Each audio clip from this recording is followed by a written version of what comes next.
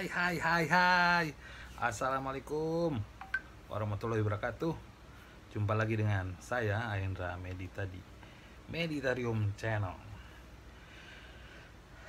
Kali ini Meditarium Channel ingin merespon tentang konteks kekinian yang sedang rame di negeri ini, yaitu tentang ada seorang dosen yang mengadukan dua anak presiden ke KPK. Tapi yang lucunya, pengadu ini yaitu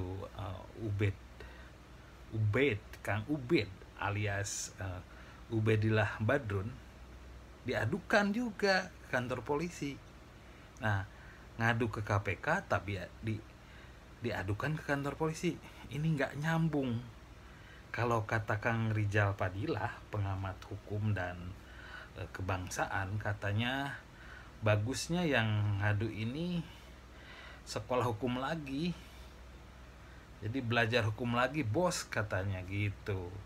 Tapi saya akan bacakan tulisannya yang hari ini dimuat di jakarta1.com, yaitu tulisan Kang Rizal Padilla yang nanti ada di catatan panjangnya. Mungkin saya akan baca highlightnya aja, dan ini penting karena kenyataannya soal adu mengadu ini akhirnya menjadi konflik internal di antara yang mengaku kelompok atau aktivis 98. Padahal ya kita tahu Kang Ubed itu aktivis 98 yang juga sekarang kini dosen di UNJ, Universitas Negeri Jakarta, atau dulu namanya IKIP Jakarta. Jadi kita bacakan sajalah tulisannya Kang Rizal Padilla. Jadi intinya, Rizal Padilla menulis bahwa mengabdi membabi buta menyebabkan hilang kesehatan pemahaman hukum. Hilang kesehatan pemahaman hukum ini memang seperti menjadi kebodohan, karena ada orang yang mengadukan ke KPK, lalu tiba-tiba orang ini diadukan ke polisi. Memang ini ada kebodohan hukum. Jadi Kang Rizal bilang, sekolah lagi bos, katanya. Belajar hukum lagi bos, bunyinya gitu judulnya. Nah, mari kita misalnya kita bahas aja lah. Saya akan bacakan lebih lengkapnya. Main labrak dan berharap perlindungan atau dukungan kekuasaan.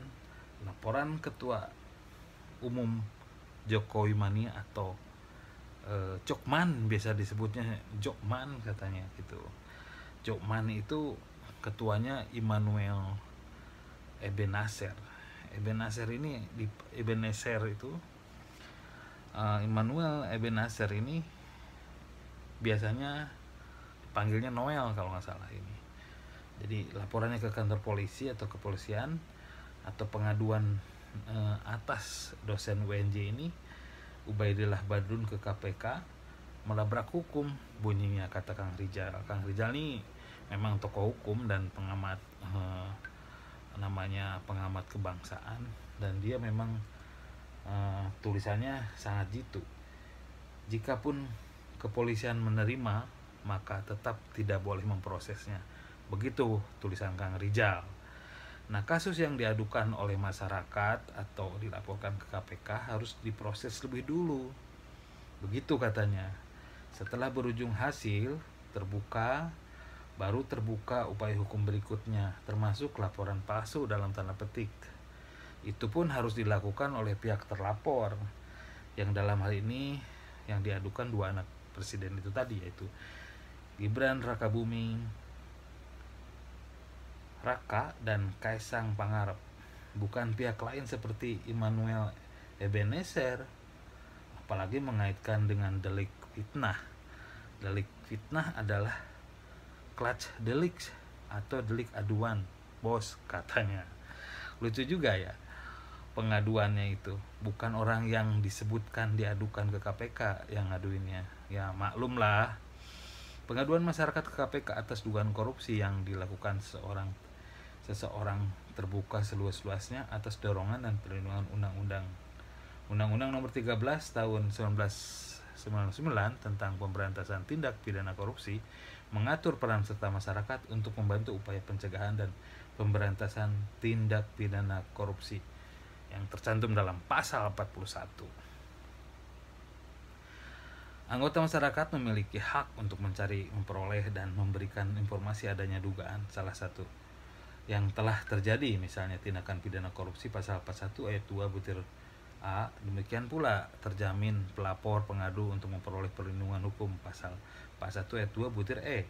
Bahkan pemerintah harus memberikan penghargaan kepada anggota masyarakat yang telah berjasa membantu upaya pencegahan, pemberantasan, atau pengungkapan tindak pidana korupsi pasal 42 ayat 1. Nah, ini dia paradoks nih. Jadi waktu itu Presiden Jokowi yang dalam hal ini putra yang dua ini yang diadukan oleh Kang Ubed memang sudah nandatangani siapa yang melakukan pelaporan dan terbukti proses KPK memprosesnya, lalu ada proses hukum, maka akan ada imbalan. Bahkan ngeri banget, atau ngeri atau bahagia kalau dapat imbalan itu, tapi dirahasiakan. Itu sudah terjadi sebenarnya. KPK pun gencar berkampanye meminta anggota masyarakat untuk menjadi whistleblower dalam tanda petik dengan pengungkapan kasus dugaan korupsi. Atas dasar ini, jika ada pelapor atau anggota masyarakat melakukan pengaduan masyarakat kepada KPK, maka dia akan tidak bisa dikriminalisasi. Nah, ini dia. Jangan sampai nanti Kang Ubed dikriminalisasi ya.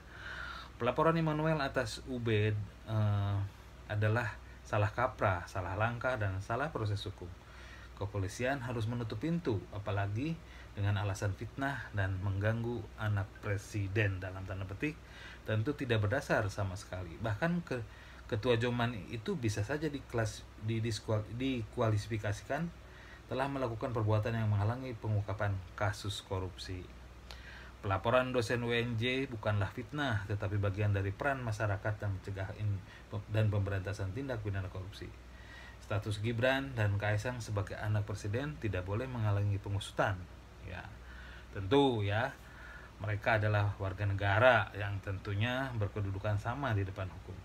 KPK juga harus objektif, adil, jujur, dan berani dalam melakukan penegakan hukum. Gibran dan Kaisang Pangarep lebih baik mengklarifikasi dan menjawab laporan KPK tersebut jika dipanggil oleh penyidik KPK, bukan menggunakan tangan lain atau menghalangi proses hukum, apalagi kriminalisasi lapor melapor. Nah, jika demikian, maka bukan mustahil langkah publik nanti adalah melaporkan Immanuel Ebenezer atas perbuatan menghalangi pencegahan dan pemberantasan korupsi. Ingat, kembali lagi pada amanat reformasi, yaitu berantas korupsi, kolusi dan nepotisme alias KKN. Status sebagai anak presiden maksudnya tidak boleh menjadi halangan, gitu ujar Kang Rizal Fadilah, pemerhati politik dan kebangsaan. Dia juga pakar hukum. Dan saya ingin sampaikan juga bahwa itu telah terjadi pelaporan, tapi ini hirup pikuk menjadi ramai dan dukungan ke Kang Ubed itu makin banyak, terutama ada lintas 98 yang memang Kang Ubed juga didukung oleh teman-teman 98. Sampai di sini dulu tentang hiruk pikuk pelaporan Kang Ubed yang tadinya sebenarnya melaporkan secara resmi dan menjadi horizontal ributnya. Dan tentu saja Kang Ubed ternyata tidak sendiri karena udah ada petisi yang mendukung Kang Ubed. Baik, kita lihat perkembangannya. Sampai berjumpa dengan Aindra di Meditarium Channel dengan kisah-kisah lanjutnya atau cerita lain. Assalamualaikum warahmatullahi wabarakatuh.